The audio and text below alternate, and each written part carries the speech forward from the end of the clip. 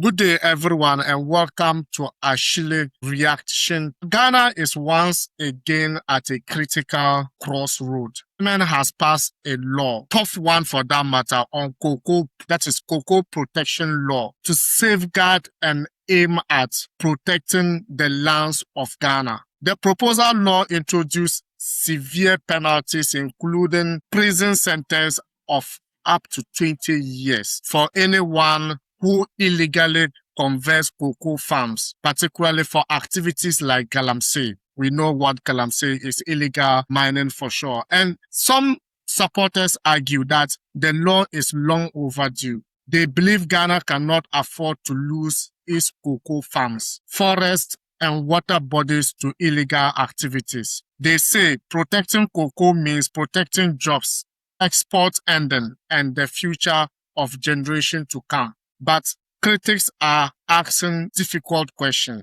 Will tougher laws actually stop illegal mining? Is punishment alone enough, or should the government focus on more creating jobs and addressing the root cause that divide people into this activity? And perhaps most importantly, will this law be enforced fairly, regardless of a person's status or political connection? Eddie, what's your initial reaction to Ghana's new cocoa protection law? All right. One way or the other, I'm Beniaji, government passes our law. But on the other side, it was a bit more difficult. As a typical Ghanaian, or farmers, they should benefit what they are doing. In all means, farmers should just enjoy and benefit. Their hard work ends. But in Ghana, things are changing. Things are not no more how it seems to be in the olden days. So since the law has been, Parliament has passed this law, it's up to the president to also pen down his signature to confirm everything. In my own point of view, my brother, it's a whole lot. It's a whole lot. Nana Kwame, do you believe Parliament made the right decision by introducing such tough penalties? From what you're saying, or from what we've heard, I think there's a good side and a bad side. There are sides that favors the farmers, side that also doesn't favor the farmer, and the government also has its side. But I think all in all, the intention is to propagate our cocoa business, our cocoa production business, or agricultural business in cocoa production. My only problem is that using the land for only cocoa for a long time, from agricultural perspective, it is going to affect the land. That's why we have a term called what, mixed cropping or mixed farming. When you do this kind of farming, you help what, sustain the land, the nutrients. But when you use the land for just cocoa for a long time, you're not helping the land in the long run. But that's my say from the policy. Yes, it's a right decision. It's a decision in the right direction to favor our farmers and also to regulate. So, Eddie, why has cocoa protection become such an urgent issue in Ghana? It's because there is no enough job for the youth to be doing, and since there is not enough job for the youth to be doing, all they have to do to survive, in this recent Ghana, is to just get themselves involved in the Galamsey business. And in this Galamsey business, they are making high ends meat. So definitely they are going to destroy our cocoa, the enough cocoa that we have, and also destroy the lands and even to our water bodies. So if the government is passing such law, what are they also giving to the youth? That's one thing we should also ask the government. Since you are saying, okay, now let's protect our heritage, that's the cocoa. And if you are being found a victim, that's 20 years imprisonment. But what is the government also giving to the youth in place of such? Because you can't say, okay, let me pass the law, to protect the land. No, passing the law to protect the land, what are you also giving to your citizens? Yeah, I think so. It is one of the biggest. I think that is why the government, is being a visionary or thinking ahead of time to prevent the growth of this business, say illegal mining, destroying our lands, and cocoa being part of our farming, major agricultural product being affected in the long run. For me, the topic of Galamsey, I could understand 100% that, that is what our youths, in the rural areas thrive on. these days. Their jobs, even those who have those in the urban areas, gone to universities, are not even having jobs after their degree. So even how much more those in the rural areas. But at the end of it all, illegal mining, we are tilling the land and we are degrading the land. That is the end result of long-term business or Galamsey. So it is best that we put in measures to keep our land for us, for future farming businesses, and that will help us. It's appropriate. 20 years is appropriate for causing harm to the nation. So sometimes the farmers don't always have to look, just only think about themselves, also think about the nation as well, nation as a whole. Destroying, such a property, although it belongs to you, you are the owner, but in one way or the other, you are not the right owner. It belongs to the nation. So they should protect it by all means, by any means possible. So that's why the government is putting the 20 years imprisonment in place so that the citizens and then the farmers involved will protect it and do the right thing at the right time. But the main problem, another problem also attached to it is the system doesn't support the farmers. Government should also put things in place to also support the farmers, to support the people get involved in this cocoa business or into this cocoa farming. Let's not talk of only Ghana, but if you come to Europe, you know how they value their farmers. They can go to the bank, project to the bank, so put the things, on board, and they will get loans, support from banks, from the government, to invest into their system, into what they are doing. But in Ghana, so if the person is not getting such support from the government, definitely it's also going to lead to such illegal activities. Job opportunities is really a problem for our youth or for our country. It's a problem that we as a government has to work on. And though these punishments are put in place, I trust you, there are still going to be illegal mining business going on at the end of the day. And our youth will still find ways and means. And with the issue of corruption also, people would still find ways, pay their way into Galamsey, and it will still be running. So yes, it is a step in good direction. It is going to affect, the progress of Galamsey, but in the long run, Galamsey will still exist. Without addressing unemployment, no, it means possible. It means so the governments have to make sure they are providing enough jobs, for the citizens, for the youth to be doing.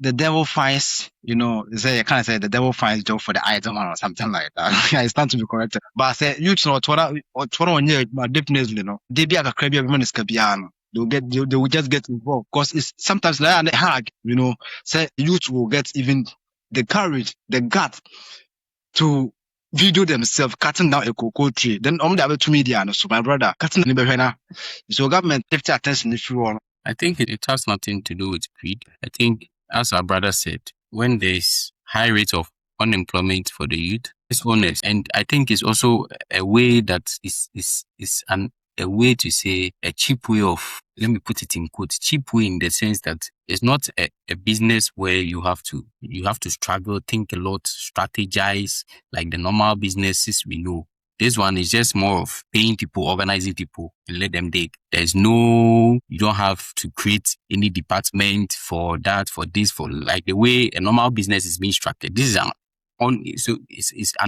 a non-structured business, Galamsey. So as you said, it's a way of getting, money lucrative through not thinking so much, but just getting money into people's pockets and evolving it. So that is where the greed comes in.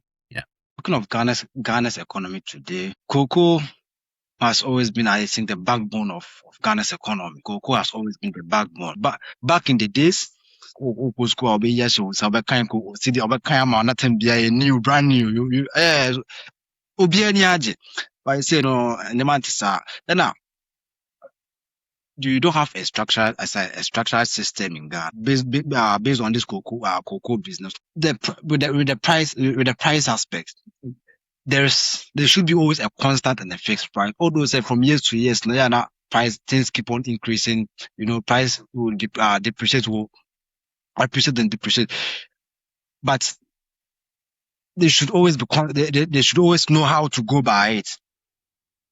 Yeah, they should always know how to go by it, because I that American and I send me, so it's a whole lot. It's a whole lot. Yeah, but cocoa, if you are talking of the best or countries are who produce cocoa, you can't talk excluding Ghana. Yeah. For me, I wouldn't agree with you on that. I think in the long run, it's going to help our farmers in the sense that we are protecting the land. So the more land available, which are not degraded, the more, acres of land we have to expand cocoa. Farmers have to expand the cocoa business. The only problem that will come in where I might agree with you is when the money is generated, there are some policies which govern this cocoa production business that, when the money is generated, the farmers don't benefit as they should. So they don't earn as they have to earn working on that business or working so hard on their cocoa farms. That's why I agree with you. But if things are to be put in place rightly, I think it's going to help our farmers. Good buying price, a fixed buying price. Because one thing I've realized is those in the villages, those in deep villages, sometimes cocoa crutch now to cocoa no. Because on cocoa crutch or the price all they say that they are buying the price, but I say, oh, we are buying a cocoa, like a bag of cocoa for instance, 2,500, 2,000 or 3,000. But you can't carry down your cocoa from that place to a better buyer, and definitely you're going to sell it over there. So if the government is stepping in, for a fix, or if the government is stepping in, say nobody should sell below this price or above this price. As if it's constant, because it's like the price of going to the supermarket, and the rise of the price of, let me say, you pay 1 cedi. It cuts across. Yeah, it cuts across. But the price is the same. Let's say if you're going to the airport, say that the price of is different, but it should be the nationwide. It should be the same price. So those middle people now, the government should also step in. Yeah, because I can't do the work whilst you are benefiting from it. No, it doesn't work that way. That is where, the issue of enforcing the policies and acting the policies, making sure making the policies and enforcing the policies are two different. Our country or part of the world, that is Ghana or Africa in quotes, we make policies, but we can all be honest to ourselves. It doesn't hold anything. It doesn't hold any weight on the citizens, or it's not being applied by the policy makers or the lawmakers, these parliamentarians. And that is where the problem is.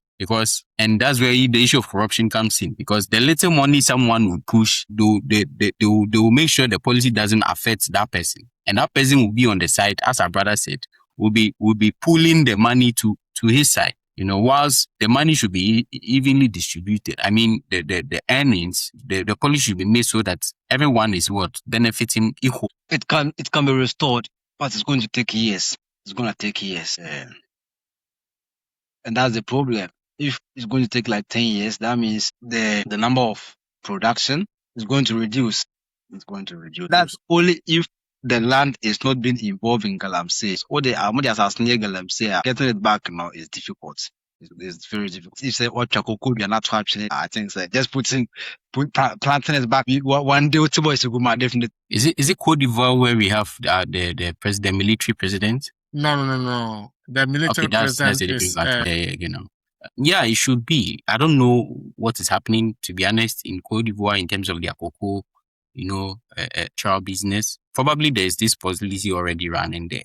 But if it's not running, this is a stepping block for other countries to copy, so that the business can run fairly for all cocoa farmers. That should be the goal. That should be the goal. If you come back, if you are in Africa, the land we have is massive. So producing cocoa should be one of the advantages we can even hold on, to fight or to rock shoulders with this European. And not even producing the cocoa, we should also find ways and means do everything, if say after harvesting the cocoa, we should also be doing 90% of the job in Africa before we export them. Because if you are exporting them now, if you are just giving the raw product outside after several harvest, definitely you are losing almost 90, I think even 99.99% of your profit. Yeah. So if as a continent, as Africa as a continent, preserving the cocoa farm, they should also think ahead, you should also think ahead. After harvest, what are the next steps? Let's build factory so that after harvest, we do everything. Yeah, then we come to sell to the Europeans. We have different types of business. People can also invest in. It sends a message that Africa is the future, and that's to emphasize on what our brother said. When we produce the cocoa, we have to make sure we make the finished products. We produce the finished products of the raw material cocoa in Ghana here, or in our countries, so that the money stays here, because exporting comes with a whole lot of expenses. So if you export, you are going to run at a loss at the end of the day, because you export, they will create the chocolates and whatever they want to create, and they will sell it back to you. And that is, at the end of the day, you'll be on a negative. So the message we are sending in that, through these measures, is that we want to, establish things in our country and, encourage domesticalization or domestication, whatever the word is. Yeah, domestication. Yeah, domestication. This law they've passed, is indirectly to fight Galamsey. If you are to look at the right channel, is to fight indirectly to fight Galamsey. But fighting Galamsey, it's not today that they started fighting Galamsey. A fixed law against the fighting of Galamsey. If not, things are getting out of hand. As I said, all comedians now, if you see our land, how it has been destroyed, our water bodies. Sometimes it ain't hard. Because there was a time I remember I was telling a friend of mine that I come from Ghana, and we are the mic producing, so the cocoa producers in Africa. If you're talking of the worldwide crowd now, Ghana is always up there. And I was like, now there is Galamsey, which is one way or the other, people cutting down cocoa trees and everything. So the person didn't understand, didn't believe me. So I went to YouTube, I picked some videos and I showed to the person. The person was like, so what will be the motive, for people to be cutting down cocoa? Because if you come here, the price of, if you go to the supermarket, the price of chocolate. Chocolate, yeah. Just check the price of chocolate, so you don't have the power to change things. But if the government is now putting things in place to change, to change things, there should be a very, very tight laws without any loopholes. That's one thing. There shouldn't be any loopholes and no favoritism. Because Ghana, sometimes there are people as that shouldn't be the case. I will say if you committing say NUD as it is. So no one's above the law. We are all below the law. Even the president isn't above the law. So if the president is being found involved in doing Galamsey, he should be put, that's one thing. Yeah. Ciao. Let's continue in the comment section because there's more. There's more